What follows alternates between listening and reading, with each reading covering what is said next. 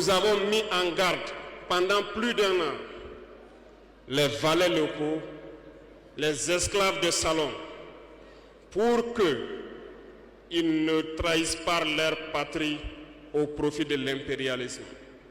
Certains ont compris, se sont rangés. D'autres n'ont pas compris, peut-être se croyant plus malins. Mais aujourd'hui, nous n'avons plus de sentiments sur ce volet.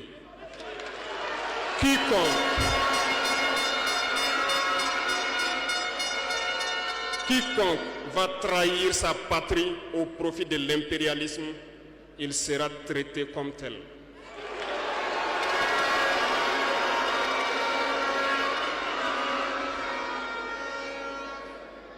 Revenant à notre fameuse CEDEAO, depuis que nous avons décidé de quitter la CEDEAO,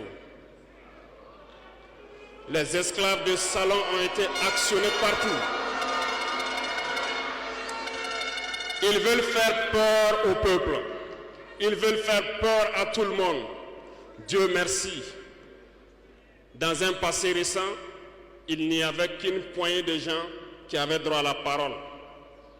Sur les plateaux télé, c'est ce qu'ils se disaient qui étaient donc prêts pour évangile.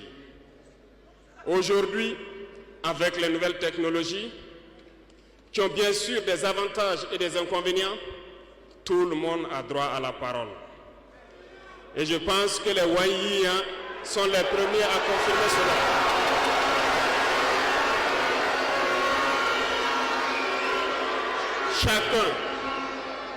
Chacun peut faire son analyse sur une situation.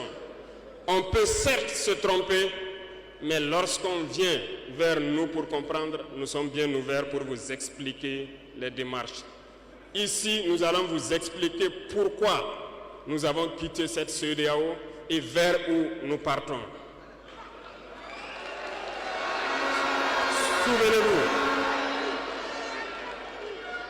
que c'est en 1975 que ça a été créé.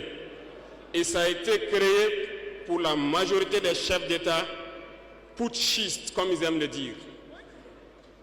C'était des militaires qui ont pris le pouvoir et qui ont pris les responsabilités pour créer la CEDEAO, pour qu'il y ait un véritable essor économique des peuples à l'intérieur donc de cet espace. Plus tard, les soi-disant démocrates se sont invités donc à la tête de nos États.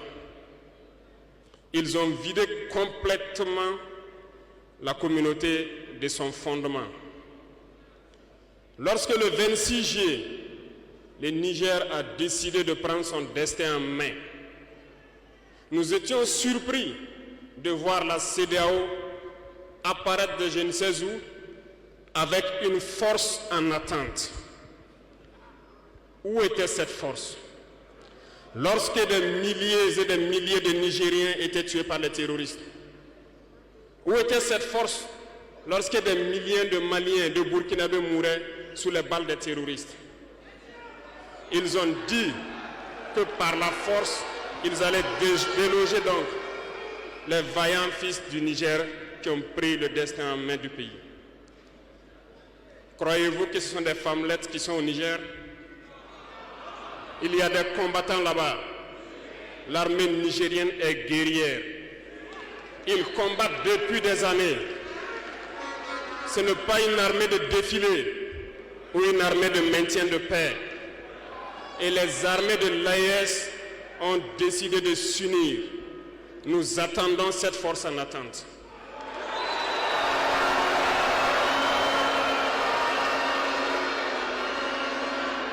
Il faut que ces soi-disant démocrates le comprennent.